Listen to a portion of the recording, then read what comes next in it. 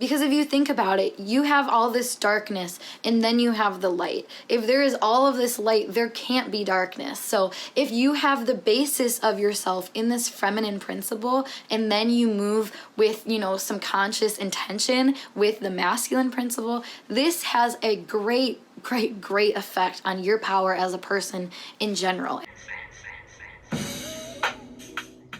It is no secret that we live in a society that pretty much suppresses the feminine principle. You want to be that guy to fight me on this? Literally look into misogyny or patriarchy for that matter, but that's not what this video is about. No, because today's video we are going to dive into unleashing your feminine energy, because I believe that the more we do this, the more we are able to find balance back in our society that is mainly based on the masculine principles. Basically, I'm suggesting this is how we get world peace. So if you're into that shit, make sure you like, comment, subscribe, because I have some ideas that I really don't think would hurt that many people if they consider them. Specifically in today's video, I do want to dive into how to unleash your feminine energy in creative ways, but on different octaves, because we think creative has to be painting a freaking picture. But as you can tell from the title, sex can be an expression of creative feminine energy. Creative expression is as well as divination and connecting with, source, God, divine, the darker, chaotic, more unknown type of nature. And if you are unfamiliar with the masculine and feminine, like what separates the two, I created a diagram just for you, which boom, right here, it'll explain everything that you need to know for this video at least. But why am I talking about unleashing your feminine energy specifically? Well, I find that a lot of people tend to write this off. Like I said,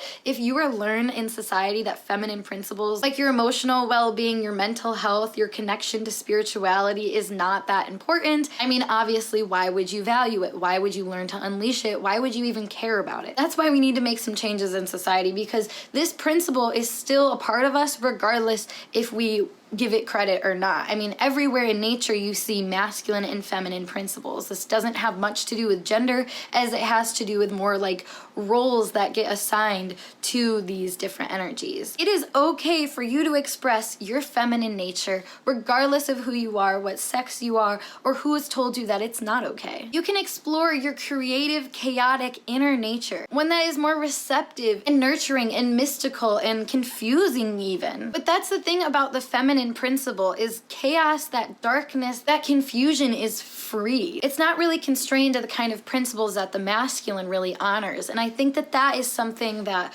we don't honor enough in our society, because we so much so honor these, very strict, finite visions of things. Feminine energy is like after an explosion. There is billions of pieces everywhere that are free to do whatever they want to. They can erode into nothingness, or they can combine together and create something else. And that is feminine energy working at its high and working at its low. Now, what you all have been waiting for, let's talk about sex. Now, sex is one of those things that has obviously a masculine and feminine principle. You have penetration and you have the receiver, or whatever you want to call it. The feminine principle of sex, though, is unleashing your inner goddess, allowing your divinity to flow out of you into these movements that are divine through your body. It's a very physical act of feminine energy, because during sex you should feel like a star. And if you're not feeling like a star, there might be something wounded within your feminine. Really good indicator that you may be struggling to see your own divinity. And I think that that is something that people don't talk about enough. It's very taboo, so I get it. Because there's time to unleash it, and if anything we've learned in society, sex is an appropriate time to do that. Because think about it, sex is creation, it's connection, it's vulnerability and intimacy. It's alignment. Sacred in the sense that it needs to be done with your own touch and with your own personal, unique expression in order for it to resonate for you and for it to be divine. And this requires you to let go, which is something that the masculine principle is not going to allow you to do. The masculine principle wants some kind of control. So as you can see, this does require a certain amount of freeness. So as you can see, when you work with the feminine principles and unleashing them in areas of sex, you understand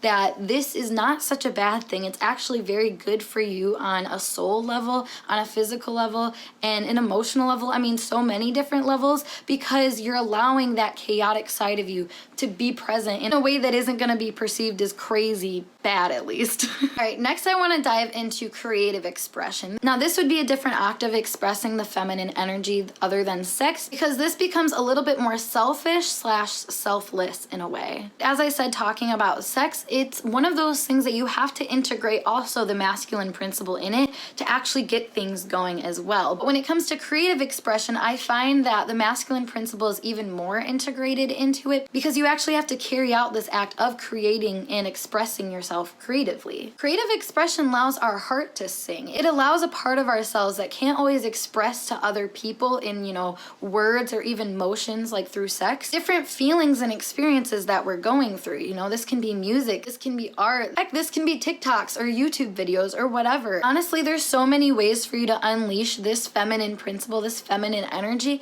into this world right now, because we have so much time, for one, during this quarantine for creative processes to start allowing themselves to unfold because we have the extra time. But like I said, we have so many resources that can allow us all to find a way that we can creatively express ourselves that feels right and resonates for us. And that's when you know that your creative expression is, intertwined with feminine energy and is being, I think, properly expressed, is when you're coming from a unique place to you. I find that masculine energy creates gains in the social ladder for profit, to look better or to take on a persona, it's way more superficial. Whereas feminine energy, like I said, is like an explosion. There's so many little pieces that feminine energy can choose to scrap all together or put together and create something new out of it. I find that a lot of artists use their creative expression to express higher ideals of the divine. I don't think they always intentionally try to hit such a deep bone in all of us, yet they do. And that's the cool thing about when you're working with this feminine energy and creative expression. You're going to be unique no matter what, because there's so many little pieces that only you can put them together in your own unique way. So integrating this wild, chaotic feminine energy on this octave, that can leave more of a legacy. And honestly, that shouldn't be taken lightly either. I feel like when people get stifled with this kind of energy, you have to see how your mindset is going about it, because if you're trying to be up to par and reach a certain standard, you're probably operating from a masculine principle instead of the feminine principle, who is wild and free and ready to express because it needs to be expressed. And I think that is kind of the baseline for feminine energy. It just is this chaos. It's not necessarily trying to do anything with it. So that's where that hint of masculine principle helps you a lot in this situation. But again, this does involve letting go and a sort of freeness that you have to allow yourself. Because as I posted on that diagram, feminine energy is passive. It's not going to assert itself. However, most creative people that really left a legacy were people that weren't super brash in their expression. I mean, they might have had a very wild, chaotic expression, but there's a difference between, being forceful versus the creative expression of other people who come from a more feminine-based principle. So divination is another octave of feminine energy and unleashing it, because you are consciously trusting in the divine. It wants to feel that connectiveness. Like I said when I was talking about unleashing feminine energy through sex, I mean, this is something that takes conscious effort, really, if you want to let go. And if you've seen any of my other videos talking about how to get into divination, how I've been able to allow things to manifest for me and whatnot, or how I've learned tarot and astrology, it was all very feminine energy based. You have to be receptive, you have to be trusting, you have to be open, and yet you also have to learn to be your own light within your darkness, which once again, integrating that light principle of the masculine into the feminine, but not in an invasive, forceful way. There has to be an integration between will and acceptance that allow you to see the balance between the godliness of the world and of yourself as well. Exploring divine energy through different divination techniques allows you to unleash your feminine energy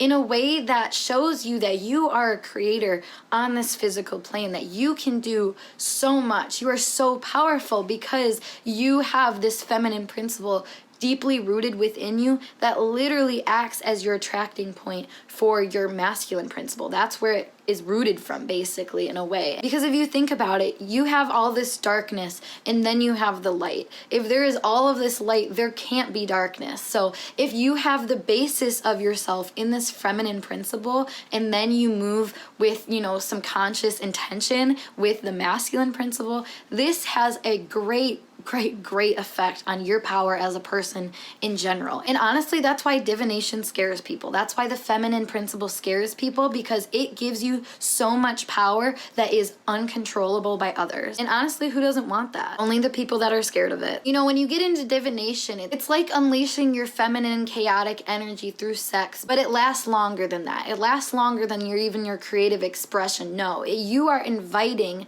the chaotic energy of the feminine to come into your life and basically reveal to yourself your true power here on earth. I am not trying to shove feminism down your throat, but feminine energy, feminine principle is powerful, especially when it is expressed in a society that is afraid of this side of themselves. People don't want to see their darkness because guess what? They can't control it, or they think they can't control it. So I mean, is feminine energy really even bad? Is it even something to be feared? Yes and no, but I'll let you decide that for yourself. But I think that concludes this video. I got out some points that I've just been really sitting on for a while, really trying to figure out the best way to talk about this because, like I said, it's taboo and I really don't give a fuck anymore. So that's where we are. If you like this video, like I said, give it a thumbs up and subscribe to me on other shit. Not subscribe. Follow me on other stuff down below. Check out my Patreon if you want to know more in-depth stuff about this kind of thing. Otherwise, I will see you guys in a later video. Bye for now.